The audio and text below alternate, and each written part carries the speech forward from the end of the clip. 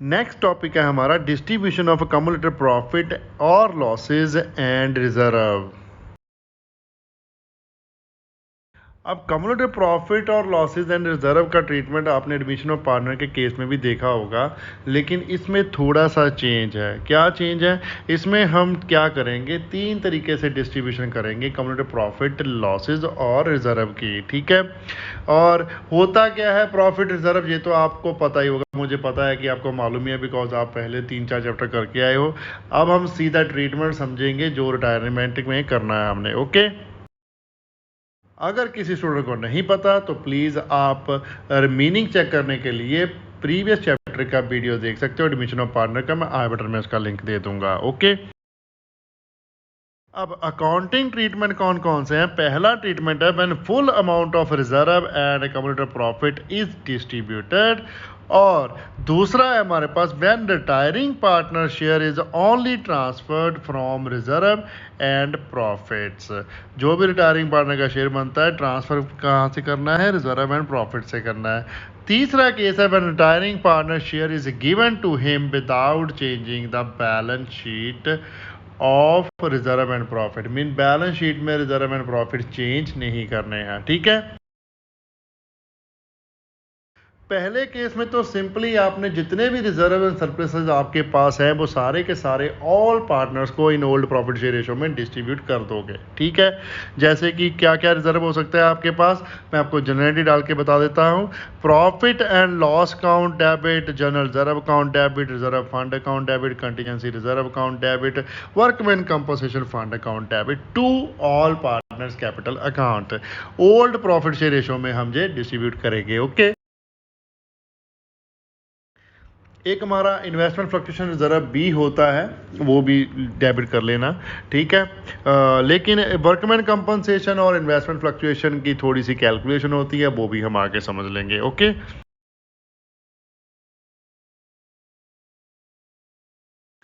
अब second case में क्या करना है कि जितना भी रिजर्व एंड सरप्लस है हमारे पास, 5 है, 1 है, 2 है, 10 है, जितने भी रिजर्व्स हैं वो सारे में से हमने देना है ओनली रिटायरिंग पार्टनर को प्रोपोर्शनेट शेयर अपना। ओके, जितना जितना उसका बनता है वो हमने पे कर देना है, बाकी हमने रिटेन कर लेना है एज इट इज ई बैलेंस शीट में। तो उसकी जनरेटरी क्या बन जाएगी, सारे के सारे हमारे रिजर्व डेबिट हो जाएंगे, profit and loss account debit, general reserve account debit, reserve fund, contingency reserve, workman compensation reserve, investment fluctuation reserve. ठीक है, सारे रिजर्व डेबिट हो जाएंगे। टू डालेंगे retiring partners capital account, only कौन सा? Retiring partners capital account. उसमें पहले ट्रीटमेंट में हमने सभी पार्टनर्स को दे दिया था, सेकेंड ट्रीटमेंट में हम दे रहे हैं ओनली रिटायरिंग पार्टनर को। जितना भी प्रोपोर्शनेट शेयर उसके प्रॉफिट शेयरिंग रेशो के साथ बनता है उतना ही हम देंगे उनको। ठीक है,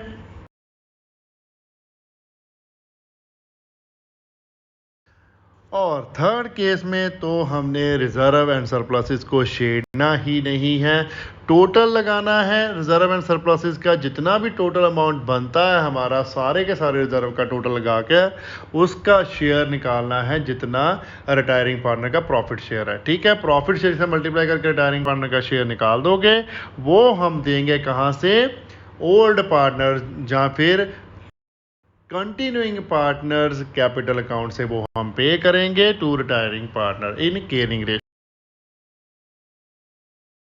तो जनरल एंट्री हमारी बन जाएगी continuing partners capital account debit to retiring partners capital account. तो कंटिन्यूइंग पार्टनर जितना भी शेयर जो देंगे वो गेनिंग रेशो में देंगे रिटायरिंग पार्टनर को। ओके, इससे क्या होगा कि रिजर्व का बैलेंस चेंज नहीं होगा, एज इट इज ही बैलेंस शीट में रहेगा जैसे है। ओके, जो हमने उसका देखा है अपने सेकंड वाले में क्या है, जितना कंटिन्यूइंग पार्टनर का बैलेंस है वो बैलेंस शीट में रहेगा, जितना रिटायरिंग पार्टनर का बनता है वो रिटायरिंग पार्टनर को मिल जाएगा। फर्स्ट वाले में सारे का सारा ही हमने डिस्ट्रीब्यूट कर देना है अमंग द ऑल पार्टनर, तो reserve and surplus balance sheet में कोई नहीं जाएगा। ओके, समझ लग गया? तो चलिए फिर इसको और अच्छे तरीके से प्रैक्टिकली समझने के लिए हम क्या करते हैं, इलस्ट्रेशन करते हैं as usual 24th number Usha publication की बुक में से। क्या लिखा है इलस्ट्रेशन में, L M and N partners हैं, 3:1 रेशो दी हुई है उनकी। बैलेंस शीट 31 दिसंबर 18 की हमें गिवन है और एंड में लिखा है कि एन रिटायर हो रहा है दिस डेट पर, मीन्स 31 दिसंबर 2018 को वो रिटायर हो रहा है। Pass necessary journal entries regarding reserves and profit and loss debit balance present in the above balance sheet. Okay, अब रिजर्व का ट्रीटमेंट करने को बोला है, सिंपली जो हमने अभी अभी समझा है। एक है लाइबिलिटी साइड हमारे पास जनरल रिजर्व और दूसरा है asset side profit and loss account का डेबिट बैलेंस। ठीक है, दोनों ही एक दूसरे के ऑपोजिट है, दोनों का ही ट्रीटमेंट करने को बोला है हमें। तो चलिए फिर करते हैं।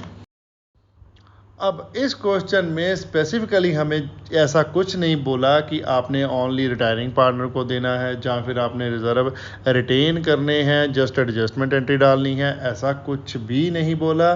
तो हम सिंपली जनरल एंट्री डालेंगे, तीनों के तीनों पार्टनर्स में डिस्ट्रीब्यूट कर देंगे, जनरल रिजर्व को भी और प्रॉफिट एंड लॉस के डेबिट बैलेंस को भी। ठीक है, अगर क्वेश्चन साइलेंट है तो आपने फर्स्ट वाला मेथड ही लगाना है और कोई भी चूज नहीं करना, ये हमेशा बात ध्यान में रखना। ओके,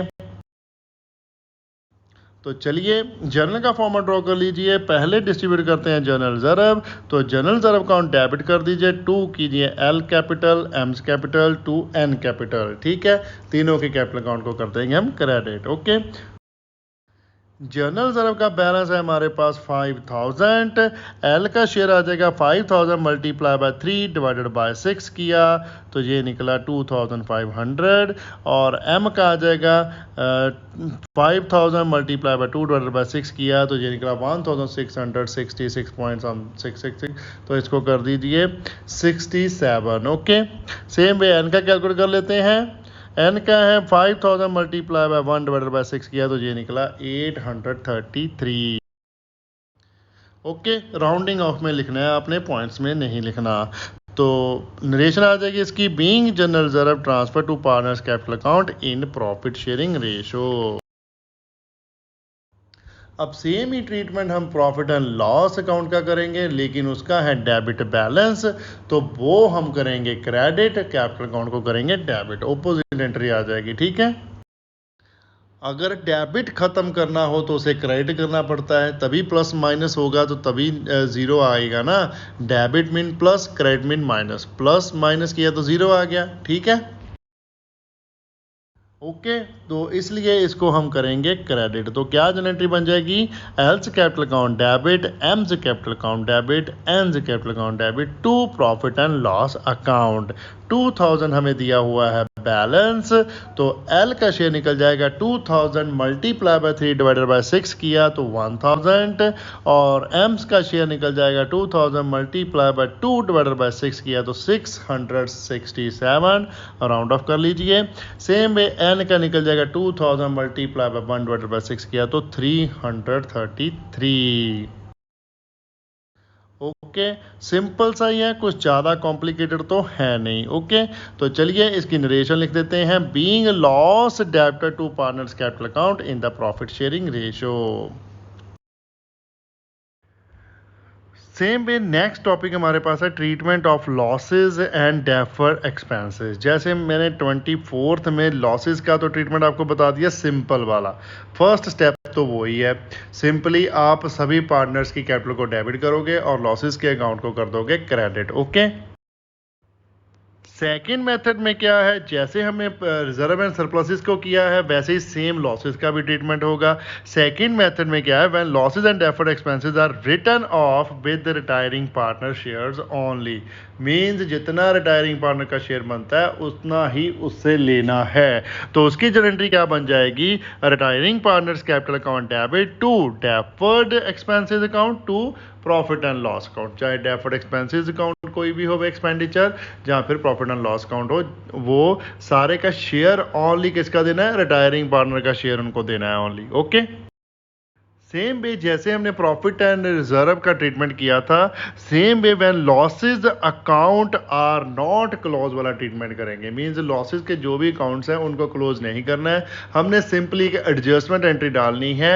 किससे, जो भी रिटायरिंग पार्टनर है वो अब शेयर देकर जाएगा लॉसेज का, किसको, जो भी कंटिन्यूइंग पार्टनर है। तो जनरल एंट्री क्या बन जाएगी, retiring partners capital account debit to continuing partners capital account. Okay, तो कुछ भी ज़्यादा कॉम्प्लिकेटेड नहीं है, सिंपल सा है इसका टॉपिक। तीनों के तीनों ओपोजिट ट्रीटमेंट है प्रॉफिट के, वो प्रॉफिट थे सारे, ये है हमारे लॉसेस। ओके,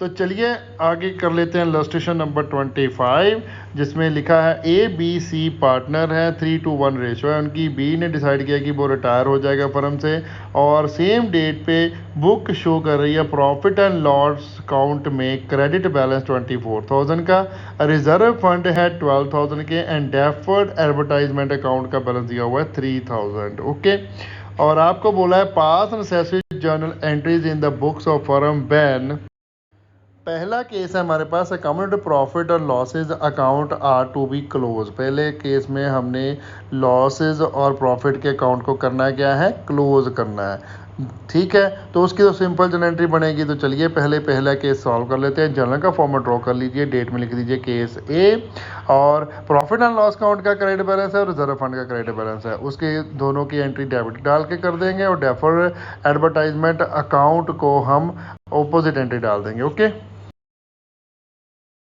तो लिखिए फिर journal entry, profit and loss account debit, reserve fund account debit to A is capital account, to B is capital account, to C is capital account.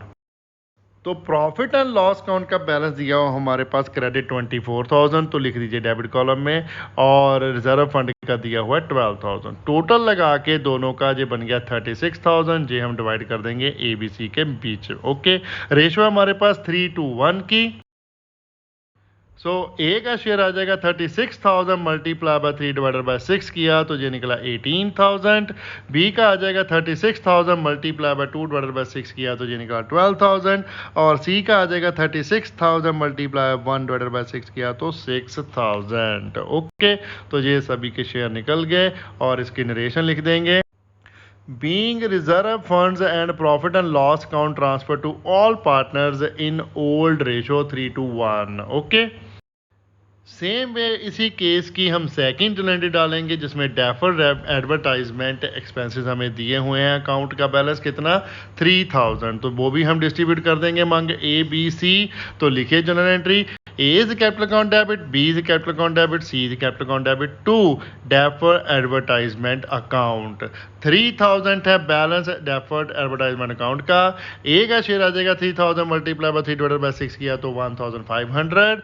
B का आ जाएगा 3,000 मल्टीप्लाई बाय 2 डिवाइडेड बाय 6 किया तो 1,000। सी का आ जाएगा 3,000 multiply 1 divided by 6 किया तो 500। Okay, और narration आ जाएगी इसकी, being deferred expenses written off in old ratio 3:1। Okay, second case है हमारे पास, only the share of retiring partner is to be credited to him. Okay, तो इसमें हमारी जनरल एंट्री बन जाएगी दो ही। पहली जनरल एंट्री क्या आ जाएगी, profit and loss account debit, reserve fund account debit to B's capital account. Only B का ही कैपिटल अकाउंट आएगा, बिकॉज ओनली रिटायरिंग पार्टनर को शेयर देने को बोला है। तो प्रॉफिट एंड लॉस अकाउंट का रिटायरिंग पार्टनर का शेयर निकाल लेते हैं। 24,000 बैलेंस है, मल्टीप्लाई कीजिए 2/6 तो ये निकला 8,000। रिजर्व फंड का निकला 12,000 मल्टीप्लाई बाय 2/6 तो जो निकला 4,000। टोटल जो मिला बी को वो मिला 12,000। ओके, और नरेशन आ जाएगी इसकी, being B's share credited to him. Same way हम डेफर एडवर्टाइजमेंट अकाउंट की भी डाल देंगे जनरल एंट्री सेकंड। तो लिखिए क्या बन जाएगी, B's capital account debit to defer advertisement account. Defer advertisement account का बैलेंस है हमारे पास 3,000, तो शेयर निकाल लीजिए इसका भी 3,000 मल्टीप्लाई बाय 2/6 करके तो ये निकला 1,000। ओके, तो 1,000 आ जाएगा दोनों का, और नरेशन आ जाएगी इसकी, being B's share in defer expenses charge to him. तो ये हमारा सेकंड केस भी हो गया। अब थर्ड केस देख लेते हैं। When accumulated profit and losses accounts are to be retained. अब प्रॉफिट एंड लॉसेस अकाउंट को हमने क्लियर नहीं करना है, रिटेन करना है बुक्स में। तो क्या करेंगे, एडजस्टमेंट एंट्री डालेंगे, कंटिन्यूइंग पार्टनर्स देंगे किसको, रिटायरिंग पार्टनर को। ओके, तो इसकी जो एंट्री बन जाएगी, A is capital account debit, C is capital account debit to B is A capital account. Okay, अब इसका अमाउंट कैसे निकालना है एडजस्टमेंट का हमने, तो उसके लिए आप क्या करोगे, एक वर्किंग नोट पर पे कर लीजिए, लिखिए net credit to B is calculated as follow, share in profit and reserve, जितना भी प्रॉफिट एंड रिजर्व में उसका शेयर बनता है 12,000 प्लस 24,000 किया, उसका कर लेंगे 2/6, तो ये निकला हमारा 12,000। लेस करेंगे उसमें से शेयर इन डेफर्ड एक्सपेंसेस, वो कितना है हमारा 3,000, उसका भी 2/6 कर लीजिए, ये बना 1,000। तो जो हमारा निकला बैलेंस वो है 11,000। तो बी को मिलेगा 11,000, किस रेशो में, गेनिंग रेशो में। वो हमें गिवन नहीं है, तो जो भी ओल्ड रेशो है उसमें रिटायरिंग पार्टनर का शेयर स्ट्राइक आउट कर दीजिए, वो ही हमारी न्यू रेशो बन जाएगी, वो ही हमारी गेनिंग रेशो बन जाएगी। ओके, तो 3:1 में से हमने 2 को स्ट्राइक आउट कर दिया, तो हमारी न्यू रेशो बन गई 3:1, और यही हमारी क्या है, गेनिंग रेशो। तो इसी रेशो में हम 11,000 को करेंगे शेयर ए एंड सी के अकाउंट में। तो डालिए, फिर बी के कैपिटल अकाउंट के सामने लिख दीजिए 11,000, ए के कैपिटल अकाउंट के सामने आ जाएगा 11,000 मल्टीप्लाई बाय 3 डिवाइडेड बाय 4 किया, तो जो निकला 8,250। सेम पे सी का कैलकुलेट कर लेंगे, 11,000 मल्टीप्लाई 1 डिवाइडेड बाय 4 किया, तो ये निकला 2,750। ओके, सो इसकी नरेशन आ जाएगी, बीइंग द एडजस्टमेंट ऑफ बीज shares transfer from continuing partners capital account. Okay, topic का एंड हम करते हैं यहाँ पर। अगर कोई भी कंफ्यूजन है तो प्लीज कमेंट कीजिए, हम कमेंट में आपका रिप्लाई करेंगे, जितना जल्दी हो सके उतनी रिप्लाई करने की कोशिश करेंगे। वीडियो को लाइक करना मत भूलिएगा, कमेंट कीजिए और शेयर करें अपने फ्रेंड्स एंड रिलेटिव के साथ जितना ज्यादा हो सकता है। चैनल को सब्सक्राइब करना मत भूलिएगा, बेल आइकन को प्रेस करें ताकि आपको लेटेस्ट वीडियो की नोटिफिकेशन मिल सके। Thanks for watching, bye bye, good morning, good afternoon, good evening, good night, जब भी आप वीडियो को देख रहे हो। सत श्री अकाल।